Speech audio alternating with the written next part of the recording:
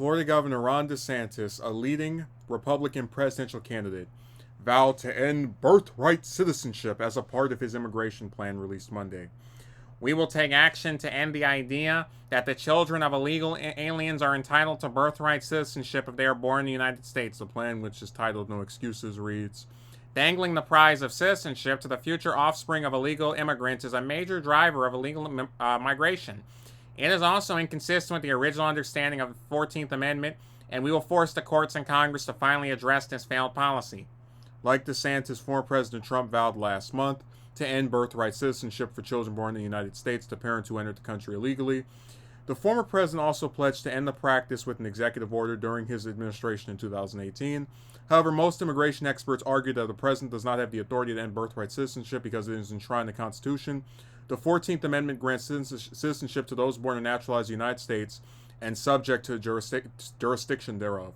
However, DeSantis' campaign argued in its plan that current practice is inconsistent with the original understanding of the 14th Amendment. The accepted interpretation of the amendment has stood since an 1898 Supreme Court case involving a U.S. citizen with Chinese parents.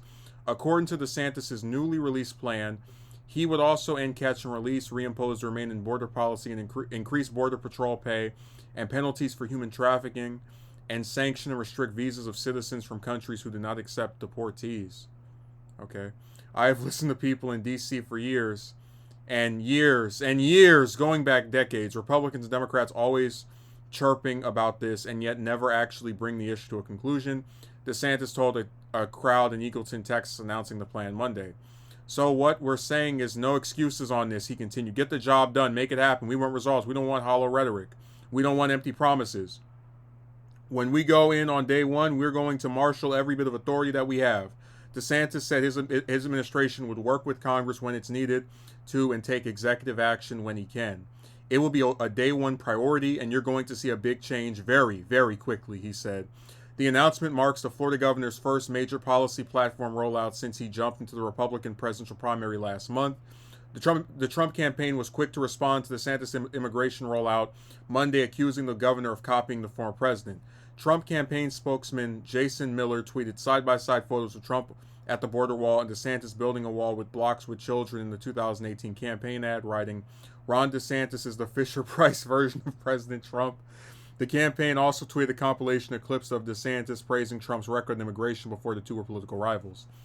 And that just shows you how much of a snake this guy is.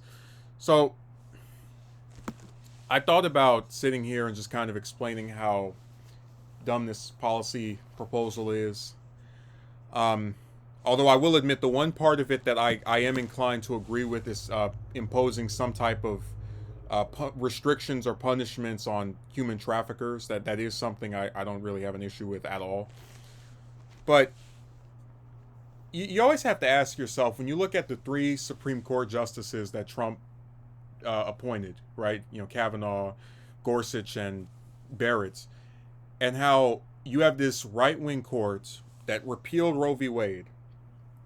And even with this very right-wing court, thus far, they have made no effort to get rid of the 14th Amendment or try to find some meaning in it that he's... and like, the way, you know, DeSantis, just as a person that writes stuff, and I highly doubt he wrote his own plan. It was probably somebody else. But just my favorite part of it is, we will force the courts and Congress to finally address this failed policy. It's not a policy piss for brains.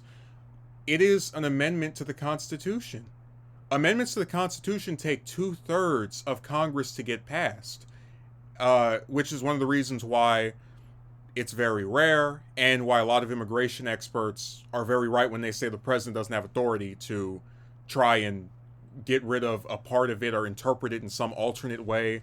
You know, it's really insane. But really, again, reading the 14th Amendment for what feels like the 50th time, because these people love this nativist stuff, it says it grants citizenship to those born or naturalized in the United States and subject to the jurisdiction thereof. It makes no mention of, oh, by the way, your parents have to have papers, or they have to have been here for several years, or they have to have passed a naturalization. Nothing about that. Now, of course, you could say, you know, oh, back then there wasn't as much illegal immigration, which I would agree with. But if you actually look at the amendment, it makes no mention of a person's parents' immigration status. It literally just says, if you're born or naturalized in the United States, you're a citizen automatically. And that, I mean, again, that's how it is for everybody. Like, my parents were born here, and I was as well, and we all, once we were born, became automatically American citizens. So it's so weird that we talk about how, you know, with illegal immigration, a lot of illegal immigrants are people that come to the U.S. with visas that they overstay, and you really don't see that being addressed at all. You just have more of this nativist crap, like this failed policy. What did it fail to do? It's a right that is guaranteed to people. When you're born in the United States, you're a citizen of the United States. And they always try to say, oh, it's only illegal immigrants you have a problem with. Yeah. Okay. Like, you're literally having an issue with birthright citizenship, which is something we all are entitled to if we're born in the US. And you're only taking issue with it, not if the person, let's say, I don't know, did something, you know, that was egregious and we want to send them somewhere else. Your entire justification for going after birthright citizenship is tied to the parents being immigrants. Like that, I mean, I don't know what else you can say other than this is just more of that nativist nonsense where they try to pretend that, and it's like, even just looking past that, there's no legal grounds for this. That's why even these hardline conservatives that are actually, like, forget some stupid congressman or senator, we're talking about the 6 justices that are conservative. Out of that whole group, they all agree that this is not something you have any grounds to get rid of, whether you like birthright citizenship for immigrants or not. So they'll try to say it's just about illegal immigrants, but like I said, you wouldn't be trying to target somebody if their parents were born here as well. This is all based around the other and having a problem with somebody over something that's really not in their control. Like, you don't get to control if your parents have papers that show they're American citizens before they have you. It's just, it's stupid. But that's why it's failing. That's why other conservatives laugh at it. And DeSantis needs to pick a better issue to get involved with, because as much as I don't agree with Trump on this, the one thing I'll give him credit for is this is his signature issue. It's the thing most associated with him. You know, build a wall, build a wall, build a wall.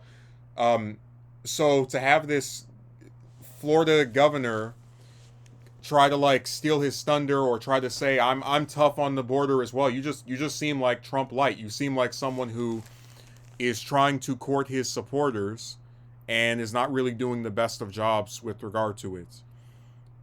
And I love where he says Republicans and Democrats always chirping about this and yet never actually bringing the issue to a conclusion. Listen, if DeSantis becomes president, here's what's going to happen. He'll try to talk up all of his changes to the immigration system, which are mainly just going to be more deportations, probably around 400,000 or somewhere around the same number Obama had, where it's like several hundred a year. And he'll try to challenge birthright citizenship's legality in court and get smacked like Trump did, because Trump tried to do the same thing and it didn't work out for him, as the article points out, in 2018. And after 4 years, he'll say, you know, President DeSantis will say, oh, you know, we tried to fix the immigration problem, but those evil Democrats are fine with all of these illegal. I mean, it's going to be the same old stuff of they do nothing to fix this stuff because there was no grounds to begin with, and then they blame the other side for why their non-substantive legal challenge, more like legal sham or joke, was thrown out by members of their own ideology. So he's a really sad character.